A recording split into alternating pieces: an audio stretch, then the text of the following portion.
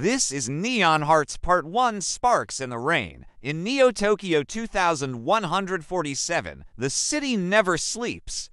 Rain falls endlessly, neon signs flicker, and drones patrol the skies. Lyra, an underground hacker known for breaking through corporate firewalls, hides behind her digital mask. Her fingers fly across the keyboard, weaving through security protocols. Tonight's target: a data vault belonging to Omnicorp. The prize: information on her sister who vanished into one of the corporation's black site labs. Suddenly, alarms blare. Security drones pour into the room. Startled, Lyra turns to flee, crashing through a skylight and dropping onto a fire escape. Adrenaline pumps as she makes her way through the maze of girders and stairs. Then she sees him, a lone figure silhouetted against the neon lights, a sniper rifle held in a firm grip. He's waiting. "Who are you?" she asks, her voice echoing in her own ears. "The one who's gonna kill you," he replies, his voice a low growl. "You have something that belongs to me." Lyra holds up her hands in surrender. I don't know what you're talking about, but he doesn't believe her. He takes aim, and in that moment, she sees a flicker of hesitation in his eyes, enough for her to make her move. She darts forward, tackling him and knocking them both off balance. They tumble over each other, weapons clattering away. For a moment, they just stare at each other, adrenaline and surprise warring on their faces.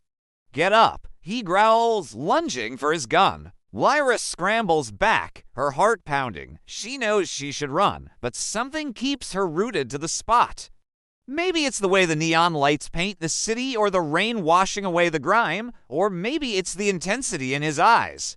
"Why did you help me?" she asks, her voice barely a whisper.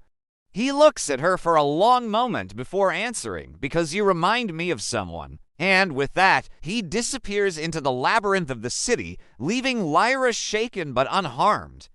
Part 2, Forbidden's Fire. As the weeks turn into months, Lyra and Kael become an unlikely team, working together to take down Omnicorp and its ruthless CEO, Sebastian Kane. He brings the muscle, she brings the code.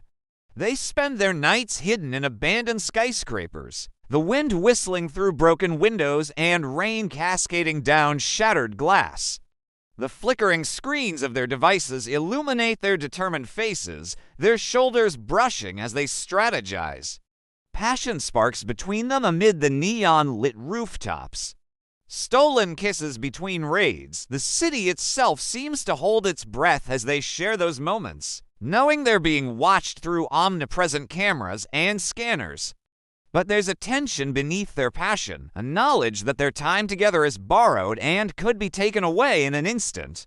One rainy night, as they huddle together for warmth in an abandoned apartment, the truth of their situation crashes down on them. Lyra's fingers tighten around Kael's, his calloused hand enveloping hers. "I haven't told you everything," she admits, her voice barely above a whisper.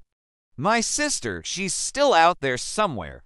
And I won't stop until I find her." Kael squeezes her hand, understanding in his eyes.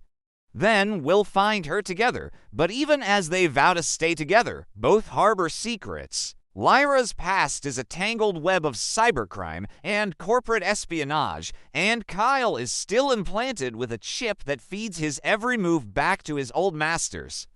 Part 3, Betrayal in the Code. As Lyra and Kael's love deepens, so does the danger. One evening, while sifting through encrypted messages, Lyra discovers a shocking truth. The chip Kael removed wasn't just a tracking device. It was broadcasting everything he and Lyra had planned, every move, every strategy. "You were bait," she accuses, her voice shaking with betrayal. "Omnicorp used you to find me." Kael's face hardens, his eyes flashing with anger. "I didn't know, I swear," but Lyra isn't listening. She feels betrayed, used. In a moment of panic, she slips into the digital net, vanishing into the labyrinth of the city's data streams. Kael is left alone, the weight of his deception crushing him. He didn't realize the chip was broadcasting their plans. He thought he'd removed it clean. But now Lyra is gone, and he has no way of knowing if she believes him. Before he can even process what's happened, hunters are on him, sent by Sebastian Cain to retrieve the one who got away. Part 4, Blood and Neon. Wounded and enraged, Kael fights his way through Omnicorpse hunters, his every move a lethal counter to their attacks. He'll stop at nothing to prove his love for Lyra and clear his name. Meanwhile, Lyra, cloaked in the anonymity of the digital world, launches a massive cyber attack, threatening to collapse Omnicorp's entire grid. It's a bold move, risky and dangerous, but she'd do anything to bring down the corporation that destroyed her life.